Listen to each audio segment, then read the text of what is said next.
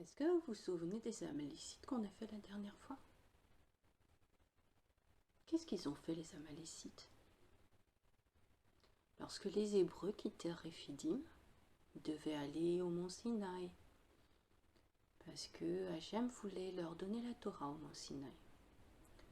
Donc lorsque les Hébreux partirent de Réphidim, ils rangèrent leurs tentes et se mirent en marche, Moshe devant, ensuite les papas, ensuite les mamans et les enfants. Donc les mamans et les enfants étaient derrière.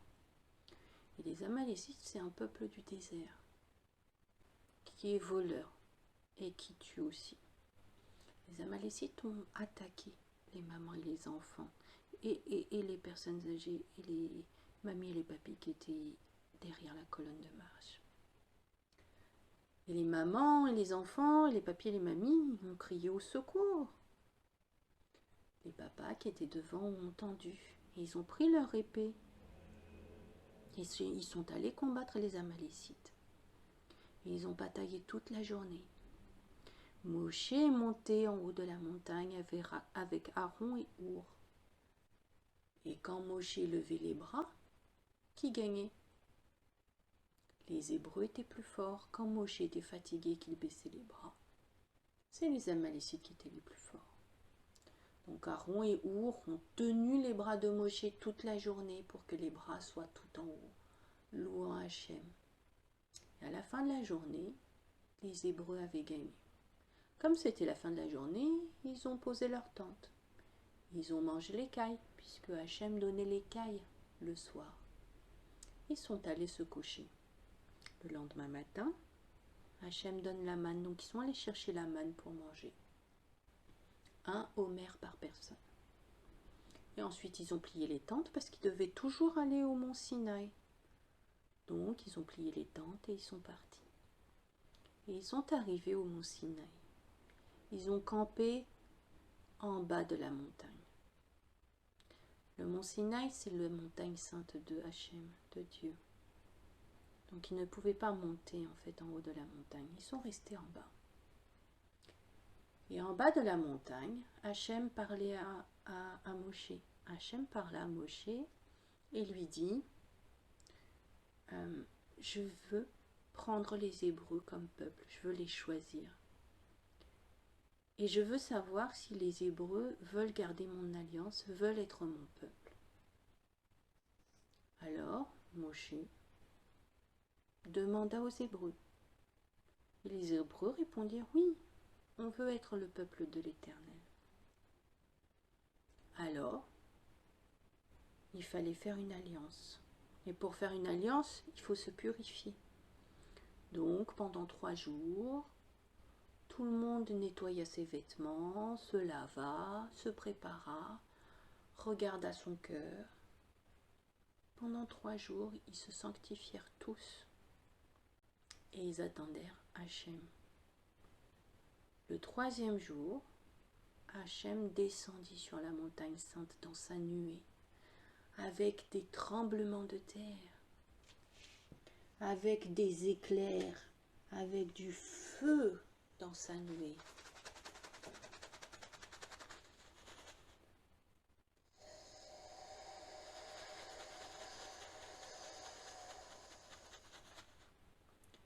Les Hébreux eurent peur, très peur. Ils ne voulaient surtout pas monter sur la montagne. Et de toute façon, ils ne pouvaient pas monter, car c'est la montagne sainte de Dieu. Moshe monta sur la montagne de Dieu. Il monta avec Josué, qui était son assistant. Josué le suivait Moshe absolument partout où il allait.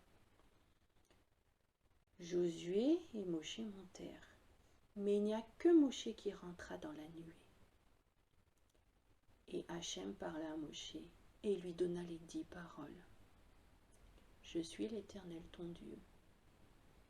Il lui dit aussi, tu n'auras pas d'autre Dieu que moi. Tu ne feras pas d'image taillée. Il lui donna toutes les paroles et il y avait aussi, tu ne tueras pas. Et Moshe descendit de la montagne. Une fois qu'Hachem donna les 10 paroles. Et il fit alliance.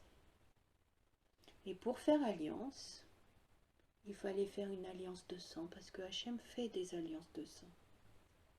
Alors, Moshe monta 12 stèles pour les 12 tribus. Et il demanda aux jeunes de tuer les taureaux pour sacrifice, de les offrir en holocauste, sacrifice de communion à l'Éternel. Et avec le sang des taureaux, Moshe prit le sang et aspergea le peuple pour que cela soit comme une alliance de sang. Une fois qu'il y eut cette alliance, Moshe monta sur la montagne, parce qu'Hachem l'appela. Il monta sur la montagne et il rentra encore à nouveau dans la nuée. Et Moshe resta dans cette nuée, invisible. Josué était juste derrière la nuée, il ne rentrait pas dans la nuée. Mais Moshe rentrait dans la nuée.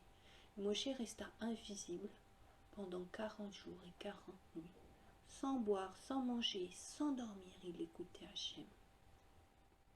Hachem lui parlait de comment habiller les grands prêtres, de comment faire l'huile pour les bougies, de comment faire le parfum, des plans, lui parlait des plans pour le tabernacle, lui parlait des plans pour les coupes, lui donner l'ordre des sacrifices, lui donner l'ordre des fêtes, lui expliquer beaucoup de choses. Et pendant ce temps-là, pendant 40 jours et 40 nuits, le soir, l'écaille descendait du ciel, donc les Hébreux mangeaient la viande, puis allaient se coucher. Le matin, ils récupéraient la manne et mangeaient. Et ils faisaient aussi le Shabbat le 7e jour. Au bout d'un moment, les Hébreux en bas en eurent marre d'attendre. Ils ne voyaient plus Moshe. Ils pensaient même que Moshe était mort. Alors ils dirent, si Moshe est mort, à quoi ça nous sert de l'attendre? Pourquoi ne ferions-nous pas un veau d'or? Et puis chanter, danser pour ce veau d'or, comme nous en avions en Égypte. Alors, certains Hébreux, pas tous, certains Hébreux allèrent voir Aaron et Our, qui étaient les responsables en bas, en l'absence de Moshe. Et ils dirent, faites-nous un veau d'or, on veut louer un veau d'or. Our s'opposa tout de suite. Et qu'est-ce qu'ils firent? Ils le tuèrent. Aaron ne voulait pas être tué. Et il priait pour que Moshe rentre vite, descende vite de la montagne, parce qu'il ne savait pas gérer ça. Et en attendant, il dit, donc c'est Aaron qui demanda, pour faire un veau d'or, il me faut de l'or. Aaron espérait qu'il ne trouvait pas d'or. Et en fait, tout le monde trouva de l'or. Il y avait de l'or partout. Quand on veut pêcher, Hachatan aide beaucoup. Donc tout le monde trouvait de l'or. Et il y avait de l'or à foison. Et ils rapportèrent tout l'or qu'ils avaient à Aaron. Aaron était bien embêté.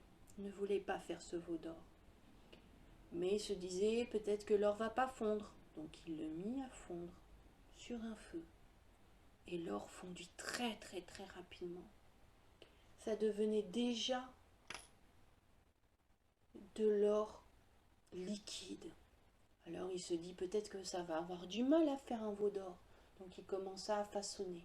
Et très rapidement, cela fut un veau d'or. Aaron était désespéré. Il ne savait plus comment faire. Alors il dit, vous savez quoi, on ne va pas louer tout de suite, on attendra demain matin.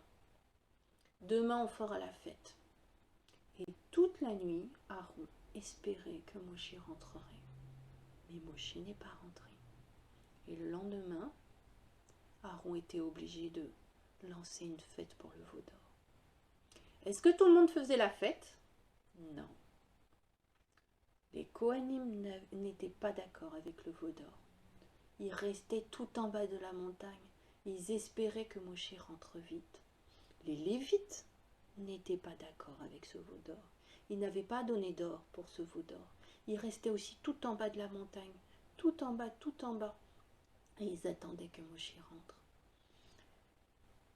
Myriam n'était pas d'accord avec ce veau d'or. Certains Hébreux n'étaient pas d'accord avec ce veau d'or.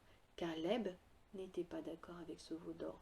Des anciens n'étaient pas d'accord avec ce veau d'or. Et ils s'étaient vraiment mis à part en bas de la montagne.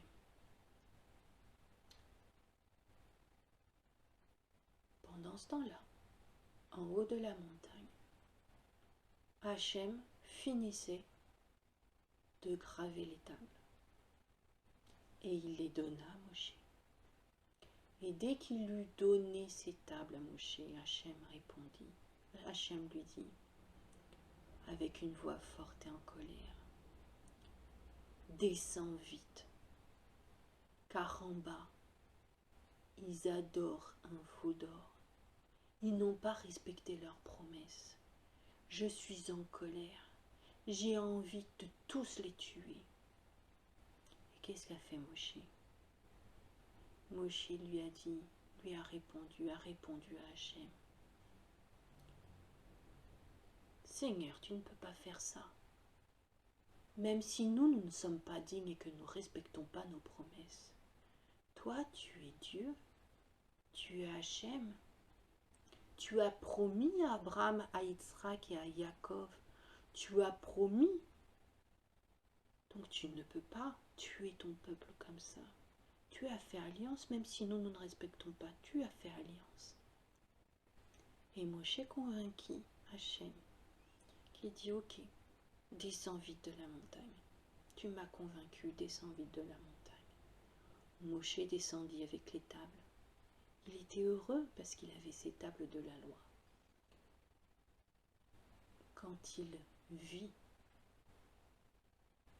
le veau d'or, quand Moshe, en descendant de la montagne, vit le veau d'or, vit que beaucoup chantaient et dansaient pour le veau d'or en disant « C'est ce veau d'or qui nous a fait sortir d'Égypte ».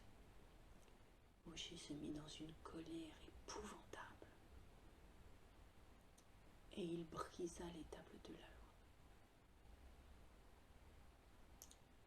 Voilà, on fera la suite la prochaine fois.